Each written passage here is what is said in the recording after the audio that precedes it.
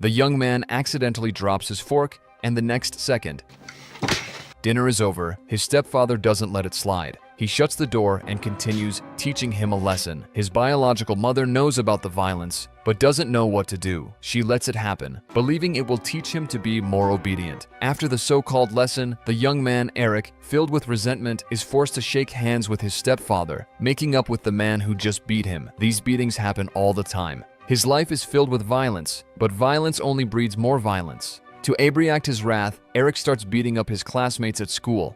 Eric completely loses it and beats his friend to a pulp. The others just stand by, watching. No one dares to intervene, too scared of Eric's violent reputation. Known for his temper, Eric gets into fights often. After the fight, the school principal finally has enough. He calls Eric into his office and immediately expels him. There is no more tolerance for his misbehavior. But Eric doesn't care. As he is leaving, the principal makes a threat. Du kan vara viss om att du aldrig mer kommer att kunna sätta din fot på ett allmänt läroverk i det här landet igen.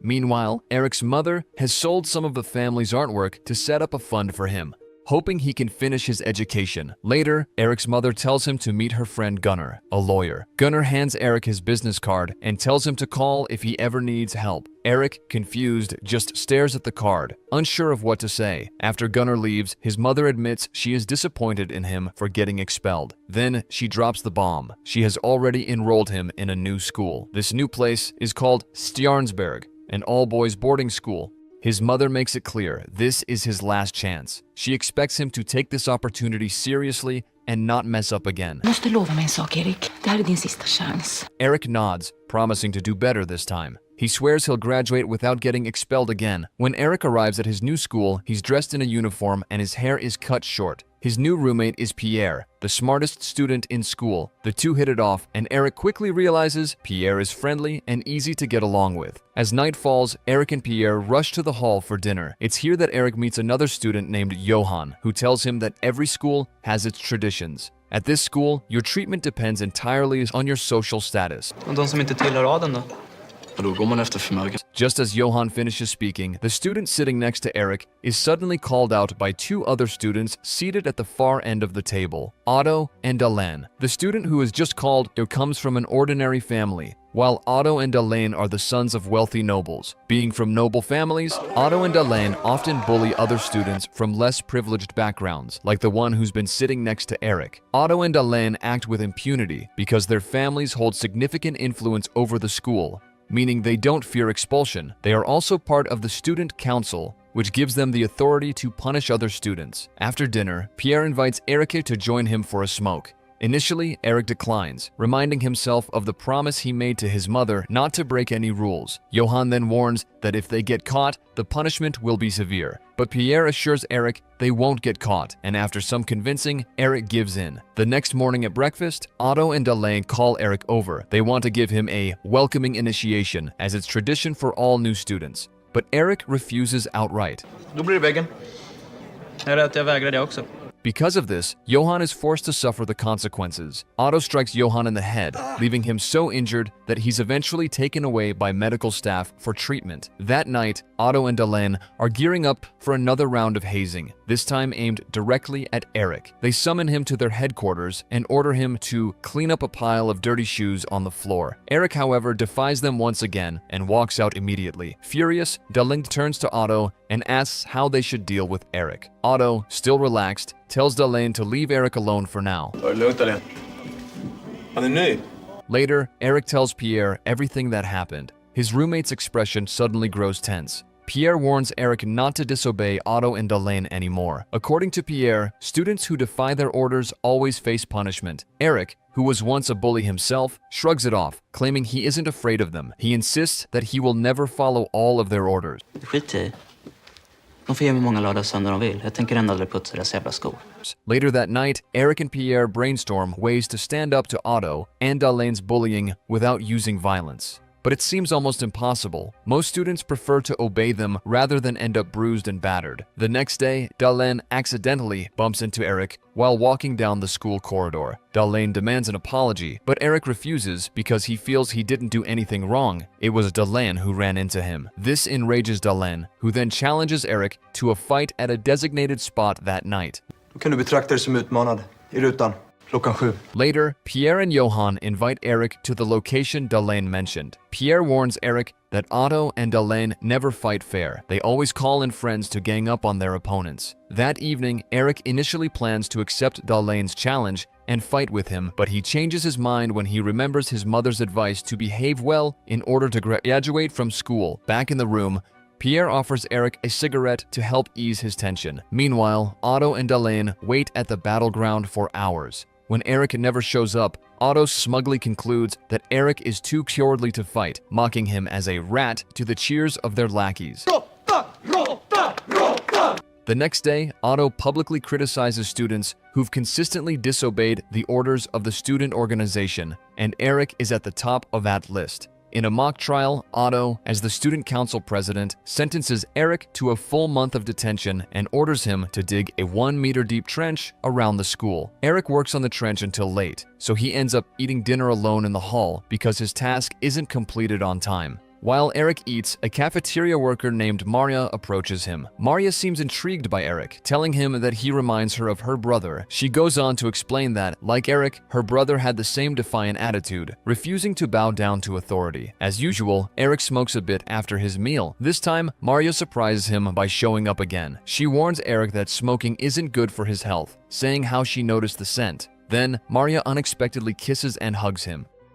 Both Eric and Maria know full well that the school strictly forbids any romantic relationships between students and staff. The consequences are severe. Eric would be expelled, and Maria would be immediately fired. But that night, neither of them cares about the rules. During the Christmas break, Eric returns home. His mother welcomes him warmly, but his stepfather does not feel the same. He grills Eric about the numerous punishments he's received, including being suspended from school. Eric answers honestly. He has refused to follow the orders of another student, who happens to be the son of a powerful noble family at the school. His stepfather scoffs at his explanation, saying that a noble's son ought to be treated with respect and obedience. Because of his poor report card and the punishments he's endured at school, Eric's stepfather whips him again. His mother, knowing her son's suffering, turns a blind eye. When Christmas break ends, Eric finally returns to school. The first thing he does is rush to see Marha, as he has deeply missed her. Under the moonlight, the two reunite, holding each other close, expressing their longing for each other. Meanwhile, learning that Eric is back at school, Otto and Delaine once again plot a prank. This time, they plan to pour dirty water on Eric while he sleeps.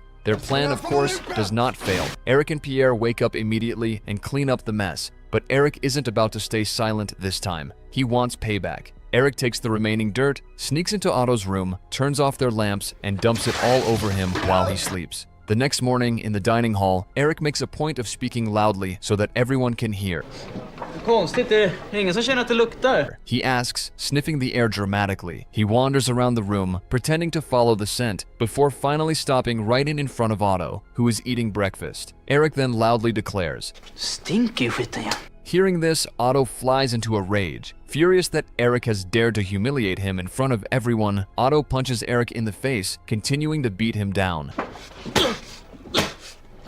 But despite the blows, Eric doesn't fight back. He has promised his mother he'll stay out of trouble. The principal and all the teachers just sit at the next table and keep eating as if nothing happened. Marja, seeing this, immediately steps in and tells Otto to stop. Frustrated that they can't break Eric's resolve, Otto and Delaine decide it's time to change their target. Now, their target is Pierre, Eric's roommate and his only friend at the school. During lunch, Otto calls Pierre over, but Pierre refuses, believing he has done nothing wrong to Otto. Otto, however, isn't the type to give up so easily. After the last class of the day, he challenges Pierre to a fight, threatening him with punishment if he doesn't show up. Otto and Delaine deliberately target Pierre to provoke Eric. Naturally, Eric isn't going to sit by and watch his best friend get beaten by Otto and his gang. They plan to gang up on Eric afterward, ensuring no one will ever disobey Otto and Delaine again. That evening, Pierre is forced to accept Otto's challenge. He shows up alone at the battleground, where Otto, Delaine,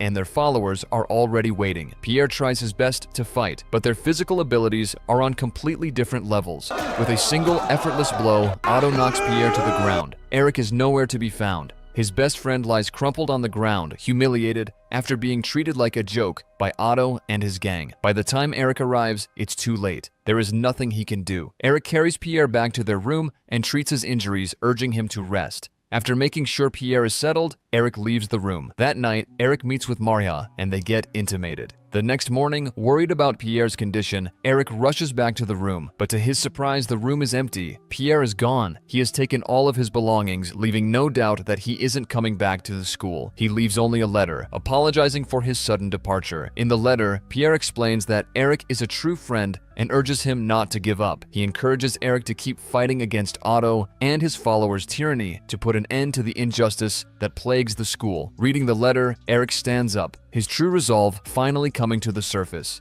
He is determined to avenge Pierre and the other students who have suffered under Otto's cruelty. Without hesitation, Eric goes to the dining hall and confronts Delaine, challenging him and Otto to a fight in the arena 1 hour later. Alone, Eric faces off against Delaine and von Schenken, both of whom are bigger and stronger than him. But these two young thugs are all talk, relying on the power and influence of their parents. Eric, too, is a fighter and easily knocks them to the ground.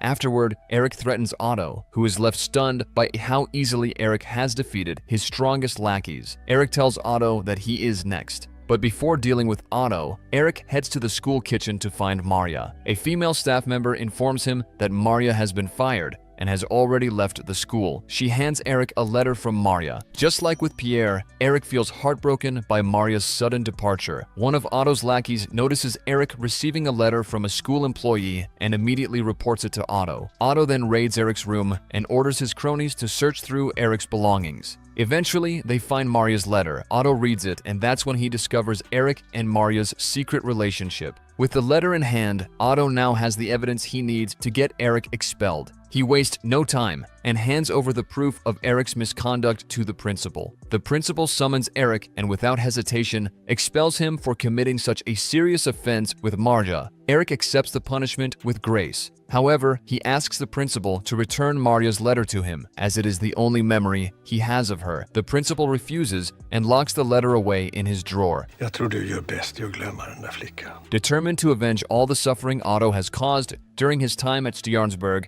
Eric sets his sights on his nemesis. After all, he has already been expelled. There is nothing left to lose. He tracks Otto down and finds him walking alone in the woods. Confronting him, Eric raises a stick and threatens Otto, demanding that he kneel. To Eric's surprise, Otto complies immediately, dropping to his knees in the sheer panic. Otto, desperate and terrified, offers Eric a bribe, 10,000 to spare his life. Vad vill du ha? Pengar? Jag får 10 000, jag lovar. But Eric refuses. As he prepares to strike Otto, the boy breaks down completely, sobbing hysterically and begging for his life. He even vomits in fear. Eric then cups Otto's face and tells him that he won't kill him. He isn't like Otto, who takes pleasure in oppressing the weak. With that, Eric returns to the school to gather his belongings. He then remembers Gunnar, the lawyer who has told him to reach out if he ever needs help. Without delay, Eric calls Gunnar. It isn't long before the lawyer arrives at Stjarnsberg. After explaining his situation to Gunnar, Eric goes to confront the principal, who is enjoying drinks with the faculty in his office. Eric pleads with him not to expel him from the school and to return Maria's letter. At first, the principal refuses. But then Gunnar enters the room, threatening to expose the school's culture of caste discrimination and bullying, which has been intentionally ignored by the principal and the rest of the staff. Faced with no other choice, the principal gives in to all of Eric's demands and disbands the student council led by Otto. Long story short, Eric is incredibly grateful to Gunnar because it means he can stay in school and overthrow Otto and his followers' reign of tyranny. Eric enjoys peaceful days at school until graduation. His mother is proud and thrilled with all the achievements Eric has made during his time at Stjarnsberg. However, his stepfather remains displeased because of Eric's poor behavior evaluation at school. When his stepfather prepares to whip him again, Eric fights back. Det är slut nu! Du ska bort härifrån, fattar du det?